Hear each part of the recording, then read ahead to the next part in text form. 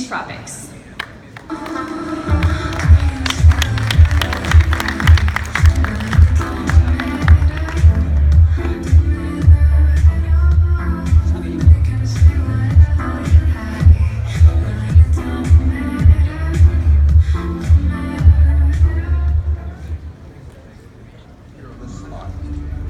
With the right equipment, the image can be enlarged and sharpened.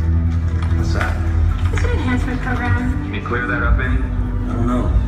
Let's enhance it. Enhance section A6. Enhance the detail and... Why is it still blurry? That's all the resolution we have. Making it bigger doesn't make it clearer. It does on CSI Miami.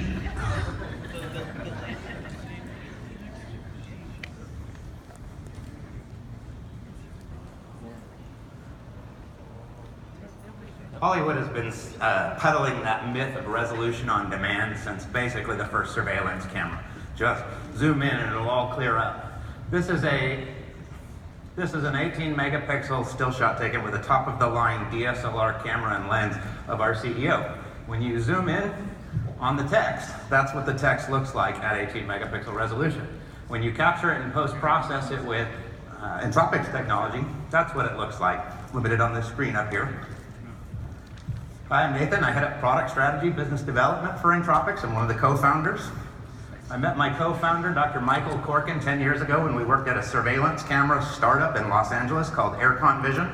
He was designing, patenting, inventing, and building the most sophisticated advanced surveillance cameras on the market, and I was selling them all over the world, even into outer space. The camera is right up on the Dragon capsule every time it goes up in space.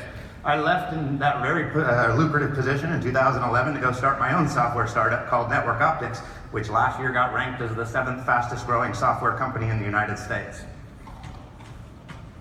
Michael and I noticed a big change in 2014. In 2012 was the big bang moment in imaging, neural network imaging, if you will. By 2014, we started to see a huge shift, a future where pixels were going to be consumed in greater number by machines than by humans very quickly. Machine vision requires resolution, real resolution. Pardon me. It requires real resolution. Unfortunately, in surveillance, resolution comes at a very steep price. Comes at an extreme cost increase, typically per camera. A good 720p camera could be had for under 50 bucks, and your typical middle of the line 4K camera costs about $400. It's a tenth of the bandwidth in the storage requirements, better power consumption, and incredible low light performance because of the pixel size. And the only thing you get with a 4K camera in that scenario is more pixels, 10 times more pixels. If you were to make that camera with two sensors, a dual sensor, and run it with Entropics technology, you could actually achieve these types of variables and impacts to your resolution, to your bandwidth, your storage requirements. Here's how we do it. Capture one color, one panchromatic sensor. Panchromatic's a fancy way of saying true black and white. Post-process it with our neural network GPU cloud software, and achieve 9 times the pixel density on demand. We received our patent at the end of 2015. It's a global patent. We have a global strategy for it. We plan to file more this year. The business model is quite simple. Camera manufacturers build dual sensor cameras to our simple specification, add GPUs to their appliances, their cloud, or even their device, and sell a resolution on demand business model as part of their system. We have our first dual sensor prototype that's actually 4 megapixel, which means it's 8K resolution on demand, the new TV standard. This will be turned into dual sensor prototype surveillance cameras later this year by our customers and manufacturing partners. Future markets, we've already been talked to by smartphone, self-driving, all the others. Thank you. And there's details about the race. So this is terrific, but all the applications you're talking about are like for video. I'm thinking this is really valuable for satellite and satellite imagery. And why didn't you focus on that? Well, I'm sure with grants and the right kind of government customers, we could charge a per license model that was appropriate for a $50 million drone. But it seems better to go to a $50 camera and get $10 a year as a software as a service model on that.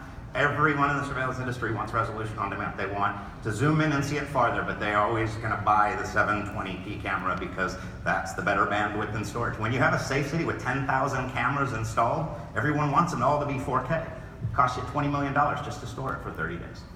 Do you have applications for medical imaging? We do. Actually, we were approached by a doctor consortium where they wanted to know which dual sensor phone we were working with, because we're working with one of the dual sensors out there, find out if our software was available for skin analysis, and it's 1,400 doctors around the nation. We stay pretty focused on our core business model, which is security and public safety, body-worn law enforcement cameras, dash cams, and of course, surveillance cameras. We come from a 10-year background, and we've sold over, between products and software I've invented and that Michael's invented, over $1 billion in products have been sold in the last 10 years. So we know the market really well. It's low-hanging fruit, but we've already been approached by the largest dual-sensor smartphone manufacturer in the world. We outperformed their existing capabilities substantially and plan to actually continue working with them and see. This is post-processing, am I right? Yes, it's all a GPU. And then when you do that one, what's the ratio between the actual video and the time that you process it? Let's say for 1 minute video, how long do you need to process it? It all depends on what you're post-processing. So if you're taking a single little bounding box out of a single frame in order to run it, post-process it before it goes into a facial recognition software, it's instantaneous on the smallest of GPUs. If you're trying to take a 10-minute, 4 megapixel video clip, go to 8K.